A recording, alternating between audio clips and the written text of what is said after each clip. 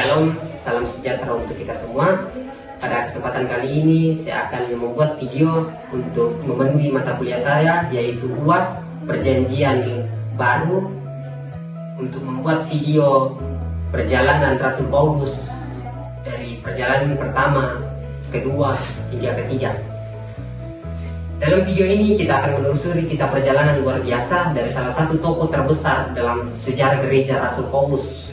Mari kita simak bagaimana Tuhan memakai hidup Paulus dalam 3 perjalanan misi yang mengubah dunia kekristenan hingga hari ini. Mari kita telusuri perjalanan seorang tokoh besar dalam Alkitab, sosok yang ada awalnya menentang Yesus, namun kemudian dipanggil dan diubahkan menjadi salah satu rasul yang paling berperan penting dalam perkembangan gereja. Ia adalah Rasul Paulus. Sebelum dikenal sebagai salah satu tokoh terbesar dalam kekristenan, Paulus yang sebelumnya dikenal dengan nama Saulus adalah seorang pemeluk hukum Taurat yang sangat taat, bahkan sampai terlibat dalam penganiayaan terhadap para pengikut Yesus. Namun suatu peristiwa luar biasa terjadi ketika ia sedang dalam perjalanan menuju kota Damsyik. Ia mengalami perjumpaan langsung dengan Yesus yang bangkit. Pertemuan itu mengubah arah hidupnya secara total. Dari seorang pengejar, ia berbalik menjadi seorang pemberita Injil yang setia dan gigih. Paulus kemudian menulis berbagai surat pengukuhan iman yang kini menjadi bagian penting dalam perjanjian baru. Dan ia melakukan berbagai perjalanan misi ke banyak tempat demi menyebarkan berita keselamatan melalui Kristus. Dalam tayangan ini kita akan mengikuti kisah menyebarkan berita keselamatan melalui Kristus. Dalam tayangan ini kita akan mengikuti kisah perjalanan misionernya melalui atau menelusuri wilayah yang ia kunjungi, tokoh-tokoh yang ia layani, kesulitan yang ia lalui, serta bagaimana Tuhan secara luar biasa memakai hidupnya untuk menyebarkan terang Injil ke seluruh penjuru.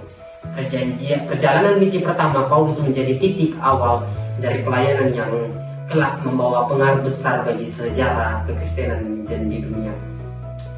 Setelah pertobatannya dan keyakinannya kepada Kristus semakin mengakar, Paulus memulai karya pelayanannya.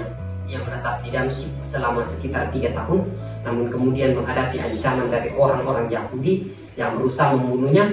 Untuk menyelamatkan diri, Paulus harus melarikan diri. Setelah lolos, ia pergi ke Yerusalem dan mencoba bergabung dengan para murid Yesus, meskipun sebagian masih mencurigainya karena masa lalunya sebagai penganiaya. Ada satu orang yang tampil membela dan mendukung Barnabas. Ia menjadi jembatan bagi Paulus untuk diterima, dengan meyakinkan para rasul bahwa Paulus telah mengalami perubahan sejati. Setelah pergi dari Yerusalem, Paulus melanjutkan perjalanannya ke Kaisarea, lalu menuju terus kota asalnya sebelum akhirnya tiba di Antioquia. Di Antioquia inilah untuk pertama kalinya para pengikut Yesus diberi sebutan Kristen oleh penduduk setempat. Istilah ini awalnya muncul dari kalangan non-Yahudi dan kemungkinan besar digunakan sebagai julukan atau bentuk sindiran. Dari kota inilah Paulus memulai perjalanan misi besar pertamanya untuk menyebarkan Injil ke berbagai daerah. Ya, kita masuk perjalanan pertama. Sekitar tahun 46 Masehi, Paulus dan Barnabas diutus untuk menjalankan perjalanan misi pertama mereka. Perjalanan ini dimulai dari Antioquia, lalu mereka berlayar menuju Pulau Siprus dan singgah di 2 kota penting di sana, yaitu Salamis dan Pafos. Dan setelah itu mereka melanjutkan perjalanan ke wilayah Asia Kecil dan mengunjungi sejumlah kota seperti Perga, Antioquia di Pisidia, Iconium, dan Listra. Nah, di Listra terjadi sebuah peristiwa yang luar biasa. Paulus menyembuhkan seorang pria yang lumpuh sejak lahir dan belum pernah berjalan.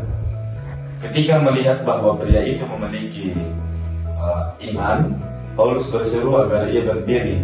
Seketika itu juga pria tersebut bangkit dan mulai berjalan. Melihat mujizat itu, penduduk di Listra mengira bahwa Paulus dan Barnabas adalah dewa-dewa Yunani yang turun ke bumi. Barnabas disebut Zeus, sementara Paulus dianggap Hermes karena ia yang lebih banyak berbicara. Namun keduanya dengan tegas menolak penyembahan itu. Sebagai tanda protes, mereka merobek pakaian mereka dan menegaskan bahwa mereka bukan dewa, melainkan manusia biasa yang membawa kabar keselamatan. Mereka mengajak orang-orang untuk meninggalkan penyembahan kepada manusia dan berbalik kepada Tuhan yang hidup, yaitu Yesus Kristus. Meskipun mereka menghadapi penolakan, bahkan Paulus sempat dirajam sampai nyaris tewas, ia tetap bangkit dan melanjutkan pelayanannya. Nah, kita bisa melihatnya dari Listra, mereka menuju Derbe. Nah, dan kemudian kembali melewati kota-kota yang sebelumnya telah mereka kunjungi, termasuk Listra, Ikonium, dan Antioquia. Meskipun di tempat-tempat tersebut mereka sempat menghadapi perlawanan, sehingga setelah itu mereka melanjutkan ke Perga, lalu ke Atalia, sebelum akhirnya kembali ke Antioquia, kota awal perjalanan mereka. Di sana mereka bersaksi kepada jemaat tentang segala karya Allah selama perjalanan mereka. Secara keseluruhan, perjalanan misi pertama Paulus dan Barnabas menempuh jarak sekitar 2.200 km jauhnya. Sekitar tahun 49 Masehi, Paulus memulai perjalanan misinya yang kedua. Kali ini ia tidak lagi ditemani oleh Barnabas karena mereka berselisih mengenai apakah Yohanes Markus sebaiknya ikut. Barnabas tetap memilih Markus, sedangkan Paulus memutuskan untuk berangkat bersama Silas. Bersama Silas, Paulus melintas wilayah Syria dan Kilikia, termasuk kota asalnya. Terus kemudian menuju Derbe dan Listra. Mereka bertemu dengan Timotius, seorang pemuda yang setia dan kemudian turut beserta dalam perjalanan mereka. Dari sana mereka meneruskan perjalanannya ke Troas. Di tempat itu Paulus menerima sebuah penglihatan pada malam hari. Seorang pria dari Makedonia berdiri dan memohon agar Paulus datang membantu mereka. Menanggapi penglihatan tersebut sebagai panggilan Tuhan, Paulus dan rombongannya segera menyeberangi laut hingga kembali kepada di pulau Samotrake. Lalu ke Neapolis di sini. Lalu akhirnya tiba di Filipi, kota pertama yang mereka injak di wilayah Makedonia. Di Filipi mereka bertemu dengan Lydia, seorang pedagang kain ungu yang membuka hatinya kepada Injil dan dibaptis bersama seluruh keluarganya. Setelah Paulus dan Silas mengusir roh jahat dari seorang hamba perempuan, mereka ditangkap dan dipenjara karena majikan perempuan itu kehilangan keuntungan dari praktik berbulan. Namun Tuhan menyertai mereka di dalam penjara. Saat tengah malam keduanya berdoa dan memuji Tuhan. Tiba-tiba terjadi gempa bumi yang mengguncang penjara, membuka semua pintu dan membebaskan belenggu para tahanan. Kisah Para Rasul pasal 16 ayat 5 sampai 7. Penjara-penjara yang menyaksikan kejadian itu pun bertobat dan dibaptis bersama seluruh keluarganya. Setelah meninggalkan Filipi, Paulus dan rombongannya melanjutkan perjalanan ke kota-kota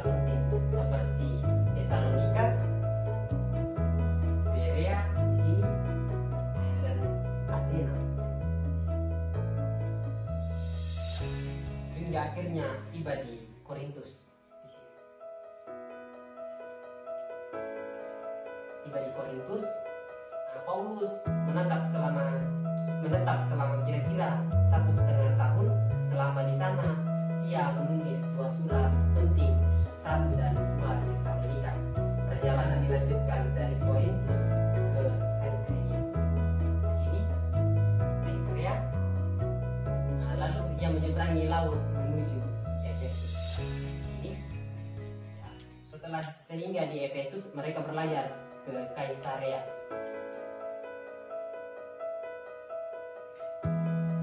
Sini dan pergi ke Yerusalem untuk beberapa waktu. Dari sana Paulus kembali ke Damaskus dan akhirnya kembali ke Antioquia.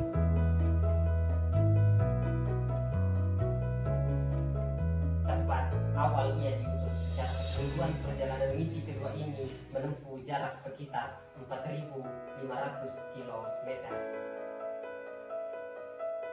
Akhirnya kita masuk ke dalam perjalanan ketiga. Setelah menyelesaikan perjalanan misi keduanya, Paulus kembali ke Antioquia untuk beristirahat sejenak. Namun, semangatnya untuk meneguhkan jemaat-jemaat yang telah ia dirikan tetap menyala dan tidak pernah surut. Beberapa tahun setelah perjalanan sebelumnya, sekitar tahun 53 Masehi, Paulus memulai misi ketiganya. Ia fokus utama dari perjalanan ini adalah memperteguh iman jemaat-jemaat yang telah terbentuk serta memperluas penyebaran Injil ke daerah-daerah yang lebih luas. Dalam perjalanan ini, Paulus menetap cukup lama di Efesus. Di sana, ia banyak mujizat terjadi dan firman Tuhan tersebar dengan sangat luar biasa. Meskipun dihadapkan pada berbagai tantangan dan bentuk penganiayaan, Paulus tetap setia dan melayani dengan kasih yang tak tergoyahkan. Perjalanan misi ketiga Paulus dimulai sekitar tahun 53 Masehi dengan tujuan utama memperkuat jemaat-jemaat yang telah dibentuk sebelumnya. Setelah tinggal beberapa waktu di Antioquia, ia melanjutkan perjalanannya melewati wilayah Galatia dan Frigia untuk meneguhkan iman para pengikut Kristus di sana. Kemudian Paulus langsung ke Efesus,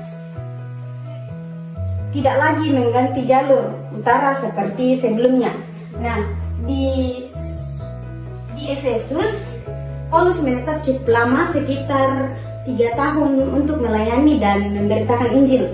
Selama pelayanan di kota ini, terjadi banyak peristiwa luar biasa. Tuhan melakukan mujizat melalui Paulus.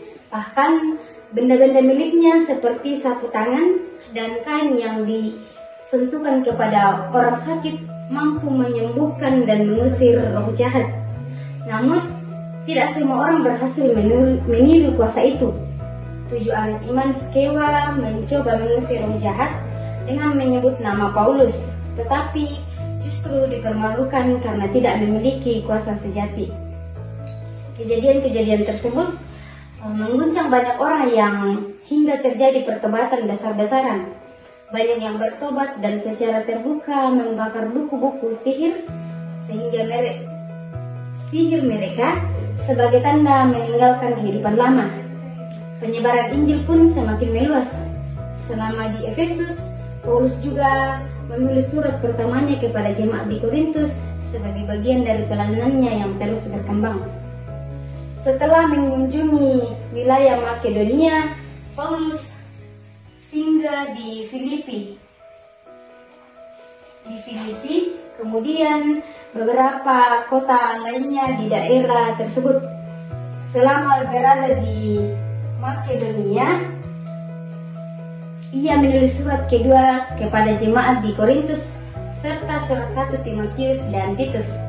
Di sana, Paulus melanjutkan perjalanannya ke wilayah Yunani dan tiba di Athena. Kemudian tempat ia tinggal selama 3 bulan. Namun, karena ada rencana dari orang-orang Yunani untuk membunuhnya, ia harus segera meninggalkan tempat itu. Setelah itu, Paulus pergi dari Korintus dan kemudian kembali lagi ke Filipi. Kemudian dari Filipi ia melanjutkan perjalanan laut menuju ke Troas. Kemudian di kota ini terjadi sebuah peristiwa penting. Paulus mengadakan pertemuan sampai larut malam, dan seorang pemuda bernama Etikus yang duduk di jendela tertidur, lalu jatuh dari lantai 3 dan meninggal. Baik, demikianlah dalam 3 perjalanannya Rasul Paulus yang kita telusuri perjalanan seorang tokoh besar dalam Alkitab, sosok yang pada awalnya menentang Yesus, namun kemudian dipanggil dan diubahkan menjadi salah satu rasul yang paling berperan penting dalam perkembangan gereja. Ia adalah Rasul Paulus. Demikianlah dari perjalanan 1, 2, dan 3. Kurang dan lebihnya kami mohon maaf. Jika ada salah kata yang kami ucapkan, mohon dimaafkan. Sekian dari kami. Terima kasih. Shalom.